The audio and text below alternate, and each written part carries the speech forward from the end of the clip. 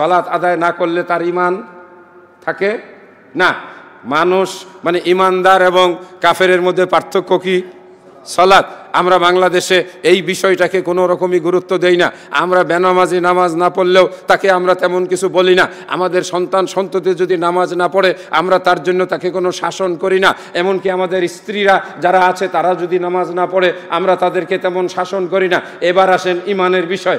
রাসূল বলছেন কাফের এবং মুশরিক, কাফের এবং মুশরিক আর মুমিনের মধ্যে পার্থক্য হলো নামাজ। তার মানে হলো যেই ব্যক্তি নামাজ ছেড়ে দিল সেই ব্যক্তি ঈমানের সর্বনিম্ন স্তরে পৌঁছে ঈমানের ঘর থেকে বেরিয়ে গেল।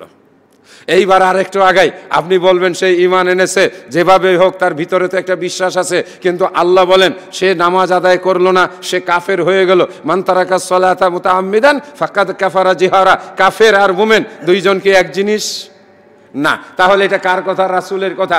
ঈমান কমতে কমতে জিরো হয়ে যায়, ঈমান কমতে কমতে একেবারে নিঃশেষ হয়ে যায়। এই হলো তার দলিল এবং প্রমাণ।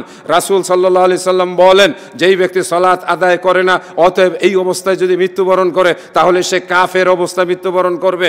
এই জন্য 4 ইমামের কাছে বেনামাজির জন্য কঠোর শাস্তির ব্যবস্থা আছে। বেনামাজিকে জেলখানায় বন্ধ করো, বেনামাজিকে মৃত্যুদণ্ড দাও, বেনামাজিকে দেশ থেকে তাড়িয়ে দাও, বেনামাজির সঙ্গে স্বামী স্ত্রী সম্পর্ক থাকে না, এই যে বেনামাজি। কিন্তু আমরা নিজেরা যেখানে আল্লাহ বলেন সে মুমিন থাকে না, আমরা তার সঙ্গে সব সম্পর্ক বজায় রেখে চলি। আরো স্পষ্ট কথা, বেনামাজি দুনিয়া থেকে মরে গেল, আমরা তাকে জানাজা দিলাম, আমরা তাকে মাটিতে গোরস্থানে কবরও দিলাম, কিন্তু কোরআন মাজিদ বলে তারা জাহান্নামের আগুনে যাবে এবং জান্নাতবাসীরা তাদেরকে গিয়ে জিজ্ঞাসা করবে মা সালাকাকুম ফি সাকার। বন্ধুরা, তোমরা সাকার নামক জাহান্নামের আগুনে জ্বলছো কেন? তখন ওই লোকগুলো বলবে, কি বলবে?